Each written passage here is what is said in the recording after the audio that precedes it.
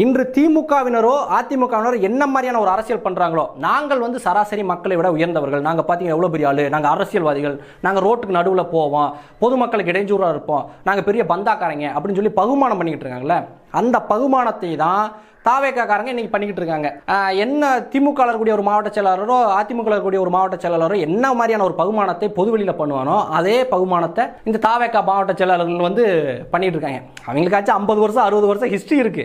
ஆளுங்கட்சியா இருந்திருக்காங்க, எதிர்கட்சியா இருந்திருக்காங்க, பல அரசியலை பார்த்து வந்தவங்க. ஆனா இவங்க தொடங்கிய வருஷம் ஒண்ணுதான் ஆகுது, அதுக்குள்ளாட்டியுமே இவ்வளவு பகுமானம்னா உங்களுக்கு எல்லாம் ஓட்டு போட்டு மக்கள் தேர்ந்தெடுத்தாங்கன்னா நீ மக்களை எம்பிட்டு சித்திரவதை பண்ணுவ. சரி, இப்பயே உனக்கு இப்படி ஒரு பெரிய ஆள்ல சுத்தி வச்சுக்கிட்டு நீ ஒரு பெரிய ஹீரோ மாதிரி, அப்புறம் நீங்க வந்து ஒரு பெரிய ஆள், சராசரி மக்களை விட நீங்க உயர்ந்தவர்கள் மாதிரி காட்டிக்கிட்டு இருக்கீங்களே, நீங்க எல்லாம் ஆட்சி அதிகாரத்துக்கு வந்தீங்கன்னா எளிய மக்கள் உங்களை எளிதில் அணுக முடியுமா? இதே மாதிரியான ஒரு கூட்டம் தானே உங்களை சுத்தி எப்படியா இருக்கும். அந்த கூட்டம் எப்படி மக்கள் உங்களை அணுக விடுவாங்க? நீங்க எப்படி மக்களை போய் நேரடியாக செஞ்சு அந்த மக்களுடைய பிரச்சனையை எப்படி தீர்ப்பீங்க? இதுதான் எங்களுடைய கேள்வி. இப்பயே ஒரு மாவட்ட போருக்கே இவ்வளவு பகுமானம் பண்றீங்களே, நீங்க எல்லாம் அதிகாரத்துக்கு வந்தா எவ்வளவு பகுமானம் பண்ணுவீங்க? அப்ப நீங்க எளிய மக்களுக்கான அரசியல்வாதிகளா? அப்ப நீங்க யாருக்கான அரசியல்வாதிகள்?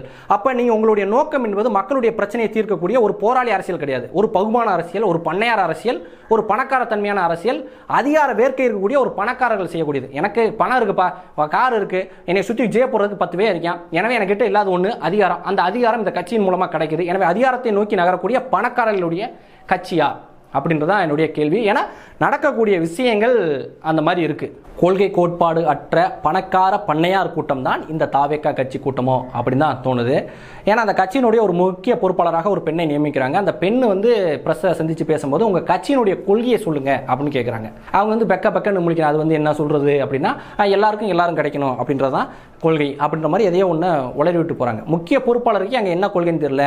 பேர் மதுரவாணி, கிருஷ்ணகிரி மேற்கு மாவட்டத்திலிருந்து வந்திருக்கோம். என்னை வந்து செயற்குழு உறுப்பினரா தேர்ந்தெடுத்திருக்காங்க. அதுக்கு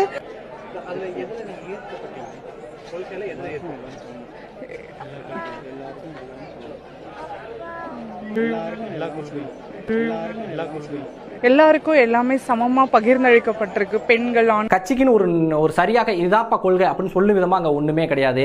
ஒவ்வொருத்தரும் எதையாச்சும் ஒன்று வந்து சொல்லி உருட்டிக்கிட்டு இருக்காங்க. இன்னொரு பக்கம் பார்த்தீங்கன்னா பதவியை வச்சுக்கிட்டு ஒரு கூட்டம் பகுமானம் பண்ணிக்கிட்டு தெரியுது, மக்களுக்கு இடையூறு பண்ணிக்கிட்டு தெரியுது. இப்படி இந்த கூட்டம் கொள்கை கோட்பாடு அற்ற இந்த கூட்டம் எப்படி நாளைக்கு நல்லாட்சி கொடுக்கும்?